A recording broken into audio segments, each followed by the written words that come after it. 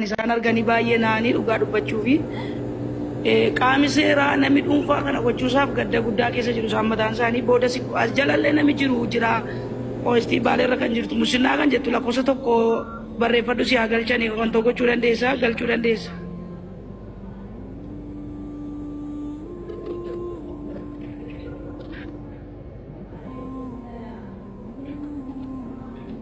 Yaa argeera bakka kanaafi an akka kootti Finfinneen jira nan deema gidduuna yoo namni achi amma nan deema dhugaa dubbachuu fi lafti kennameefi manni ijaaramuun dirqama aada keenya cabde bokkuushii ol jedhuun dirqamadha sagalee koo dhagaartu yoo ta'e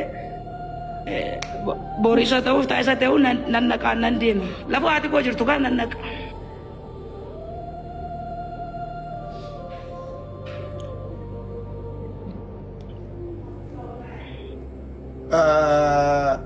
wannan siin jedhu haadha keenya dhagaa jirta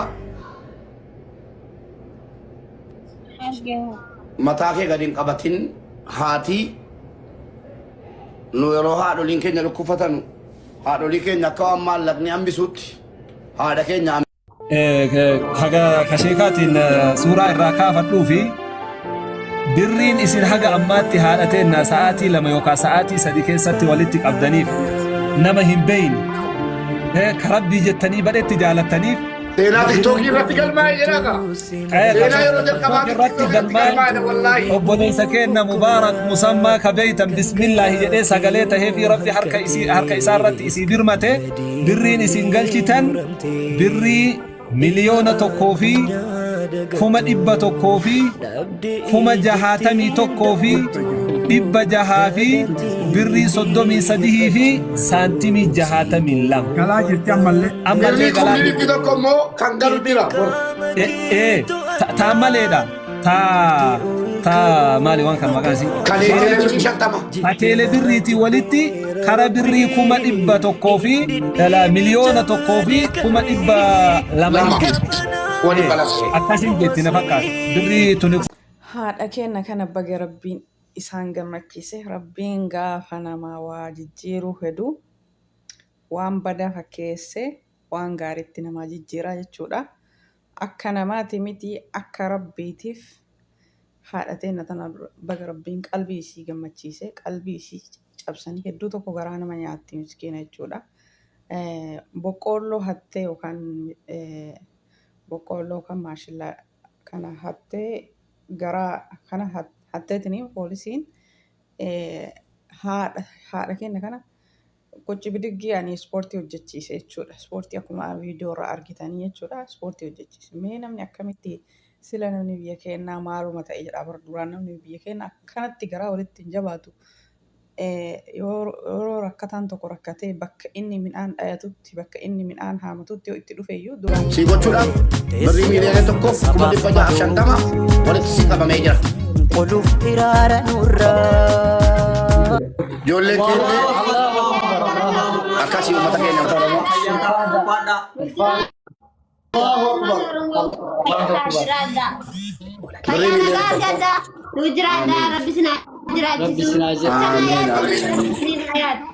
Rabbi sinittaa tolchuu thank you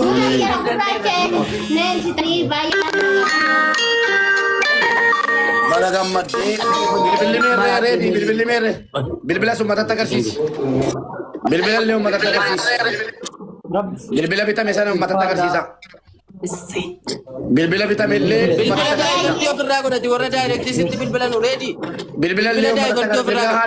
akkasii gaa hordoftoota kiyya viidiyoo akkuma waliin dhageeffanne kana birrii hamma guuramee fi hedduu takka gammadee baga gammadee miskiinni marti haa gammadu.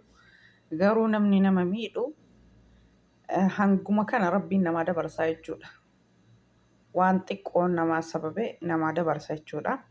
Rabbiin rakkata hunda dabarsee fi rabbi haa gammachiisu.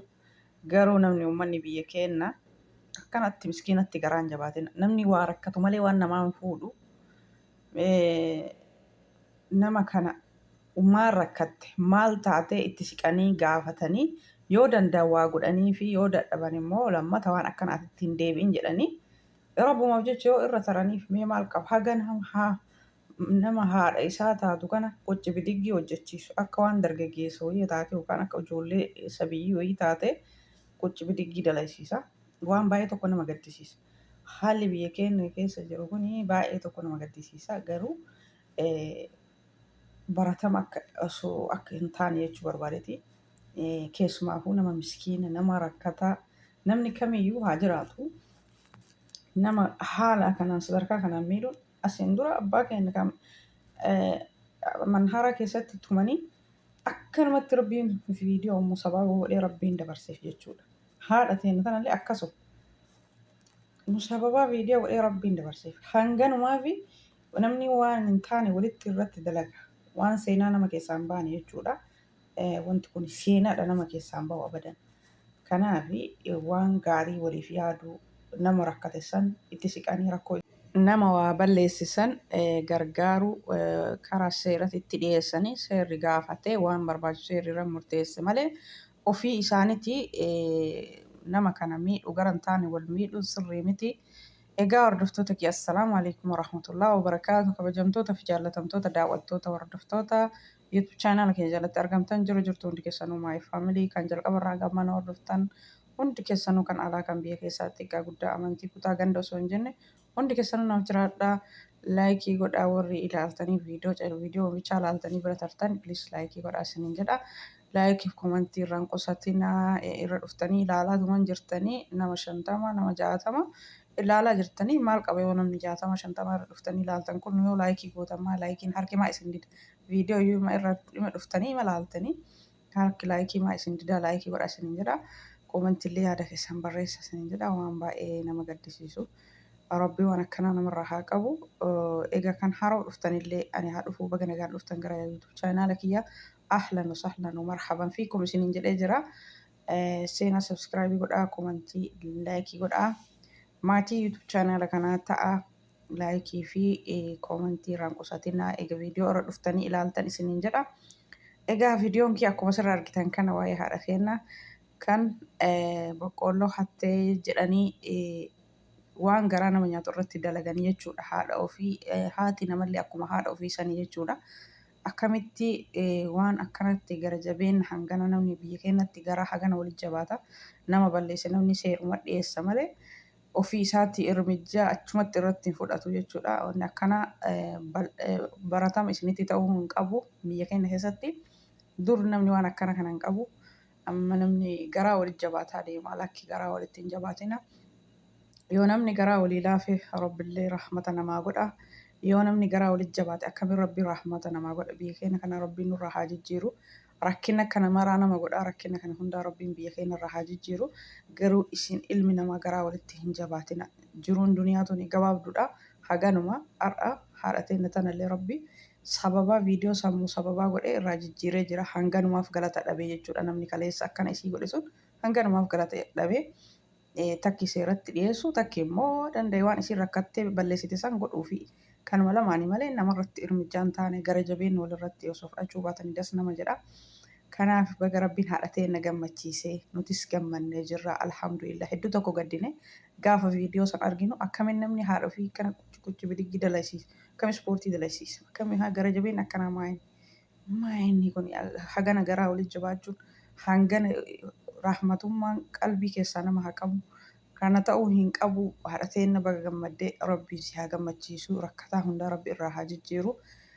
Hajamaa hundaa ka rakkate hundaayyuu rabbiin gammachuutti rakkoo teessan cinqii teessan rabbi gammachuutti isinii haa jijjiiru. Hedduu tokko nama gaddisiisaa jiru. Ilmi namaa yoo akkuma ofii ta'e osoo ani rakkadhee hoo bakka keessaan fudhadhaame warri garaa nama jabaatan jechuudha. Osoo ana ta'e hoo jedhaati akkasiin madaala.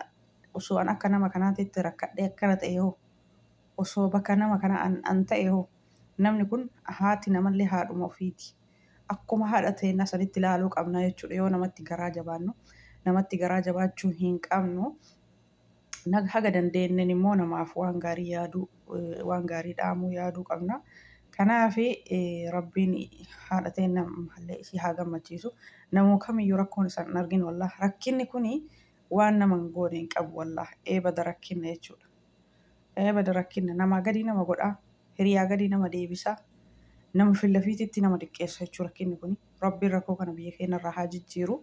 Rakkina nama gadii kana rabbiin nurraa haa jijjiiru biyya keenya irraa. Kanaaf namni qabu immoo rakkatatti garaa jabaachuu hin qabu. Haga humna danda'e waan rabbiin namaa kenne sanirraa ka tokko qabaatee tokko dhabe maaliif rabbiin qormaata malee sanii ka godhuu wallaalle ka rakkataa sanii godhuu wallaalle hangam nuti rahmata walii yaanna hangam rakkataa gargaarradha malee waan rabbiin nu godhe sanirraa godhuufii qabna gammachiisuu qabna. Nutis boru waan taanu hin beeknu namni har'a garaa namatti jabaannu kun kanaafuu namatti garaa jabaatuun sirrii miti.